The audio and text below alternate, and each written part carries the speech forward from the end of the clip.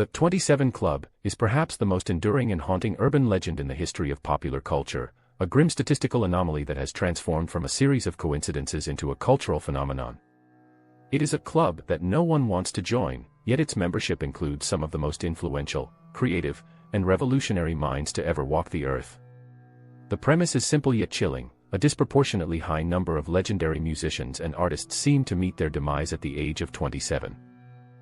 From the blues halls of the 1930s to the grunge stages of the 1990s and the soul lounges of the 2010s, the number 27 has become synonymous with the deadline of genius. But as we pull back the curtain on this dark mythology, we must ask, is there a genuine curse tied to this specific age, or is the 27 Club a self-fulfilling prophecy created by a world that romanticizes the live fast, die young lifestyle? To understand the club, we must first look at the foundations laid by its four most iconic founding members, Jimi Hendrix, Janis Joplin, Jim Morrison, and Brian Jones, and the mysterious figure who preceded them all, Robert Johnson. The legend technically began with the tragic Summer of Love era, but its roots are buried in the Crossroads of Mississippi. Robert Johnson, the king of the Delta blues, died in 1938 at the age of 27. According to folklore, Johnson met the devil at a rural crossroads and traded his soul for unparalleled mastery of the guitar. When he died under mysterious circumstances, reportedly poisoned by a jealous husband, the myth of the 27 was born, though it wouldn't be named for decades. Johnson's life established the blueprint for the club: immense, raw talent, a life lived on the fringes of society, and a sudden, premature exit just as his influence was peaking. For years, Johnson was a singular tragedy, but between 1969 and 1971, the music world was decimated by a cluster of deaths that defied probability. In a span of just 2 years, Brian Jones of the Rolling Stones, Jimi Hendrix, Janis Joplin, and Jim Morrison all passed away. All were 27. This was the moment the public realized that something strange was happening at this specific chronological milestone. The Big Four of the late 60s represented the peak of counterculture. They were the architects of a new sound, yet they were all struggling with the same fundamental pressures: the transition from young prodigy to adult icon. Jimi Hendrix, the greatest guitarist to ever live, died in London in September 1970 after aspirating on his own vomit following a night of barbiturate use. Just weeks later, Janis Joplin, the queen of psychedelic soul, was found dead in a Hollywood hotel from a heroin overdose. Less than a year later, Jim Morrison, the Lizard King of the Doors, was found in a bathtub in Paris. The common thread wasn't just the age, but the lifestyle of extreme output. These artists were living in a constant state of high-velocity performance, substance abuse, and existential pressure. The industry was beginning to realize that the 27th year was a threshold where the physical and mental tolls of fame finally caught up with the biological limits of the human body. The psychological fascination with the number 27 is not just about the deaths themselves, but about what that age represents in the human developmental cycle. In astrology, the ages of 27 to 29 are known as the Saturn Return, a period of significant upheaval, transition, and reckoning. It is the time when an individual officially transitions from youth into true adulthood. For most people, this means a change in career or a shift in priorities. For a global superstar, however, it is a period of intense crisis. They have spent their early 20s conquering the world, and by 27, they are faced with the terrifying question, what now? The 27 Club suggests that for some, the answer to that question is simply too heavy to bear. The mythology grew because it gave a name to the fear that genius is inherently fragile, that the brightest flames must, by definition, burn out the fastest. If the late 1960s established the 27 Club, the year 1994 turned it into a cultural obsession. For over 2 decades, the curse had remained a haunting memory of the hippie era, a tragic relic of the past. That changed on April 8, 1994, when the body of Kurt Cobain was discovered in his home in Seattle. The frontman of Nirvana, the voice of Generation X, had taken his own life at the age of 27. The impact was global and instantaneous, but for the mythology of the 27 Club, it was the ultimate confirmation. According to his mother, Wendy O'Connor, she had told Kurt not to join that stupid club, a quote that circulated through every major news outlet and solidified the idea that the age of 27 was a magnetic pull for the tortured genius. Cobain's death was different from the accidental overdoses of Hendrix or Joplin. It was a deliberate exit that felt, to many, like a final statement on the impossibility of maintaining artistic integrity in a commercial world. The J-Club theory also gained massive traction during this period. Observant fans noticed that an eerie number of the club's most famous members had names starting with the letter J: Jimi Hendrix, Janis Joplin, Jim Morrison, Jones, Brian, and now, to an extent, the J in Kurt Donald Cobain's life was less prominent, but the pattern seemed to hold for the founding fathers. This added a layer of numerology and linguistic destiny to the tragedy. However, beneath the occult theories was a much more grounded psychological reality. Kurt Cobain represented the peak of the Saturn Return crisis. He had achieved total global domination by 25, became a father by 26, and by 27, he was struggling with chronic stomach pain, a severe heroin addiction, and a deep-seated hatred for the very fame he had sought. The age of 27 is statistically when the invincibility of youth begins to fade. The body stops recovering as quickly from substance abuse, and the brain's prefrontal cortex, the area responsible for long-term planning and impulse control, finally finishes developing. For an artist in a high-stress environment, this biological wake-up call can lead to a profound existential crisis.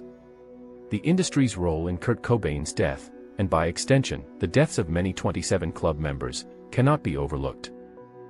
By the early 90s, the live fast, die young aesthetic was no longer just a lifestyle, it was a marketing tool. The grunge movement was built on a foundation of authentic suffering, and the more an artist struggled, the more real they seemed to their audience. This created a dangerous feedback loop. If an artist tried to get clean or seek help, they were often accused of selling out or losing their edge. For Cobain, the pressure to remain the angry, depressed voice of a generation while being a millionaire and a father was a cognitive dissonance that tore him apart. The 27 Club became a dark exit for those who felt they could not navigate the transition into being an adult artist. It offered a way to preserve their image in amber, never to be seen aging, losing their hair, or making bad, late-career albums. The media's reaction to Cobain's death also highlighted the copycat effect. When a celebrity dies at 27, the intense coverage can inadvertently glamorize the act to other vulnerable artists in that same age bracket. The 27 Club started to act as a script for tragedy.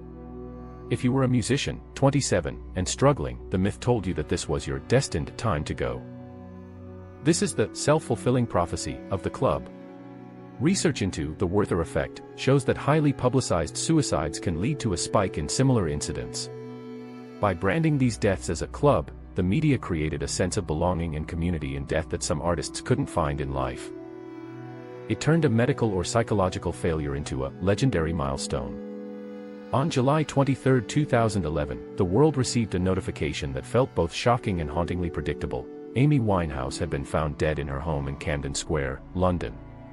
At only 27 years old, the Back to Black singer became the most high-profile addition to the 27 Club in the 21st century.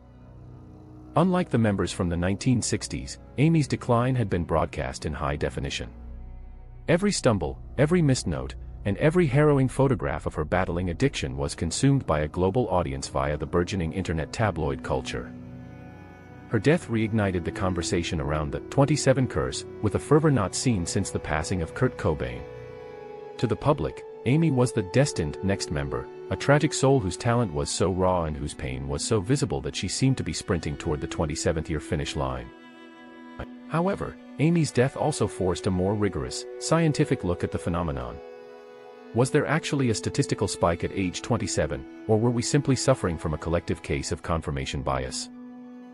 In late 2011, shortly after Amy's death, the British medical journal, BMJ, published a comprehensive study conducted by health researchers in Australia.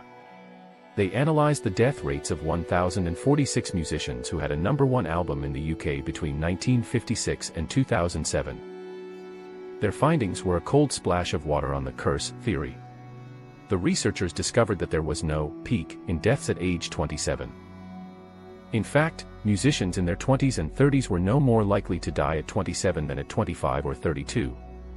However, they did find a different, more alarming truth: musicians are 2 to 3 times more likely to die prematurely, at any age, than the general population. The study suggested that the 27 Club is a fame myth created by our tendency to remember the high-profile 27-year-olds while forgetting the hundreds of artists who died at 26, 28, or 40. The curse wasn't the number 27, the curse was the lifestyle associated with rapid, extreme success. Amy Winehouse's story is the perfect case study for the talent versus trauma connection. Like Jimi Hendrix and Janis Joplin before her, Amy was a traditionalist in her sound but a modernist in her celebrity. She was an old soul who found herself in a digital era that didn't know how to protect her. The 27 Club mythology actually worked against Amy during her life. Because the live fast, die young trope was so deeply embedded in the music industry, her self-destructive behavior was often viewed as on-brand for a tortured jazz singer rather than a medical emergency. The dark glamour of the 27 Club meant that when she appeared on stage unable to perform, the audience sometimes cheered the spectacle of her rock and roll downfall. This is the dark side of the myth. It normalizes tragedy and makes the death of a young woman feel like a pre-written script rather than a preventable failure of the support systems around her. The psychological profile of many 27 Club members reveals a common thread: childhood trauma and a lack of early life stability. Psychologists have noted that many club members experienced significant domestic upheaval or loss during their formative years. When these individuals achieve massive fame in their early 20s, they often lack the emotional coping mechanisms to handle the transition into the Saturn Return period of their late 20s. The age of 27 isn't a magical number, it is simply a milestone where the accumulated weight of untreated trauma, chronic substance abuse, and the isolation of fame reaches a critical mass. For Amy Winehouse, the pressures of her second album's success and the relentless hounding by the paparazzi created a pressure cooker environment. She was a woman who wanted to sing her truth, but the industry wanted her to perform her pain. As the 27 Club enters its 8th decade of public fascination, the nature of the curse has shifted from the smoky backrooms of the blues era to the high-definition glare of the digital age. In the years following the death of Amy Winehouse, many hoped that the myth would finally lose its power as mental health awareness became a central pillar of the music industry. However, the 2010s and early 2020s proved that the number 27 still holds a strange, magnetic pull for tragedy. The modern members of the club often come from outside the traditional rock and roll sphere, proving that the pressures of fame are not genre-specific. In 2017, the K-pop world was devastated by the loss of Jong-hyun, the lead singer of SHINee, who took his own life at 27. His death revealed the intense, almost industrial pressure of the South Korean idol system, a world where every movement is choreographed and every private thought is managed by a corporation. Jong-hyun's 27th year was a tragic echo of Kurt Cobain's, representing a point where the artistic soul could no longer survive within the commercial machine. The digital era has also expanded the club to include actors and athletes, showing that the deadline is more about the trajectory of a career than the specific medium of art. In 2016, Anton Yelchin, a rising star known for his role in Star Trek, died in a freak accident at the age of 27 when his own vehicle pinned him against a security gate. While his death was a mechanical catastrophe rather than a result of substance abuse, the internet immediately inducted him into the 27 Club. This highlights a crucial, dark truth: we, as an audience, are desperate to find patterns in chaos.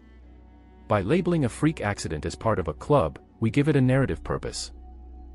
It makes the senseless loss of a talented young man feel like part of a larger, cosmic story. Similarly, the 2019 death of Los Angeles Angels pitcher Tyler Skaggs at 27, due to a fentanyl-laced pill, showed that even in the world of professional sports, the mid to late 20s remains a period of immense vulnerability and hidden struggles. A new and even more disturbing phenomenon has emerged in the age of streaming: the 21 Club. Modern artists, particularly in the SoundCloud rap scene, have begun to reference the 27 Club as a goal they might not even reach. The late rapper Juice WRLD famously sang, "What's the 27 Club? We ain't making it past 21."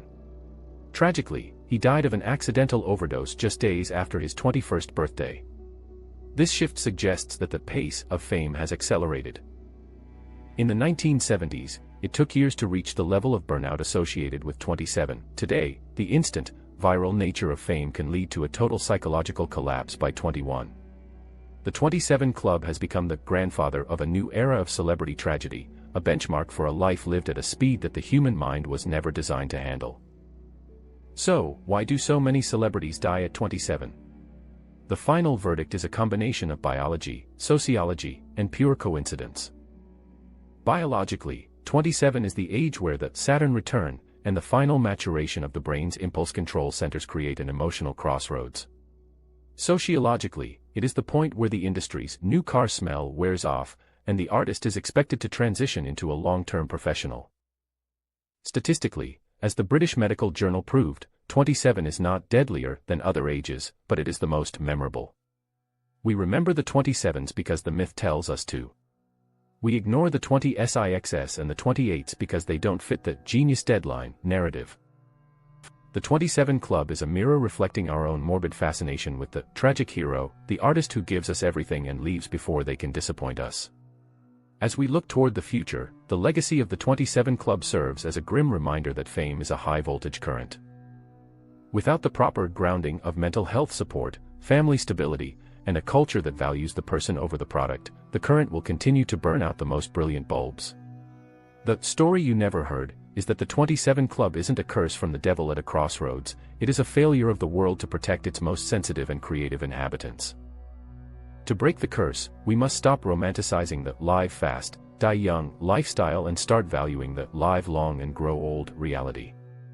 Only then will the number 27 return to being just another year in a long and fruitful life.